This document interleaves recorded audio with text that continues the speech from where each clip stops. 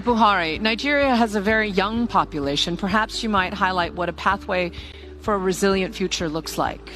Your Excellencies, ladies and gentlemen, I share the sentiment expressed by the Secretary General that the world is on the verge of climate catastrophe. Undeniably, climate change is a human-induced phenomenon.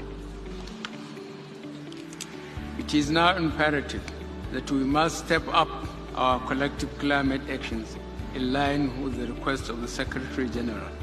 It is in this regard that I wish to reiterate Nigeria's commitment to its obligation under the Paris Agreement, the aspirations enshrined in our national determined contribution, and the ensure a resilient future that mainstream climate risks is our decision-making.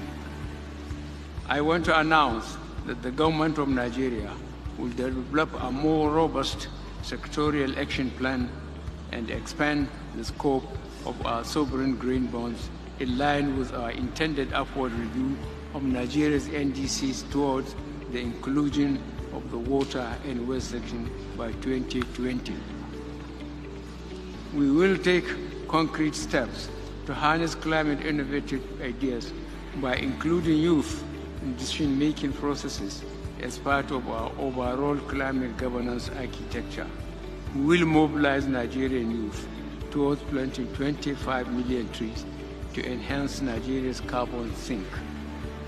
In the energy sector, Nigeria is presently diversifying its energy sources from dependence on gas-powered system to hydro, solar, wind, biomass, and nuclear sources. Specifically, Nigeria is progressively working to realize 30% energy efficiency and renewable energy mix by 2030. This is envisaged to lead to 179 million tons of carbon dioxide reduction per annum by 2030. I should also inform the Summit that our government has introduced climate-smart agricultural practices to unlock 74 million tons of carbon dioxide per annum through relevant technologies, advocacy, and best practices. As you are aware, the Lake Chad Basin, which used to be a region of productivity, food security, and wealth for an estimated 14 million citizens living around the lake basin, has shrunk significantly from its original size due to climate change.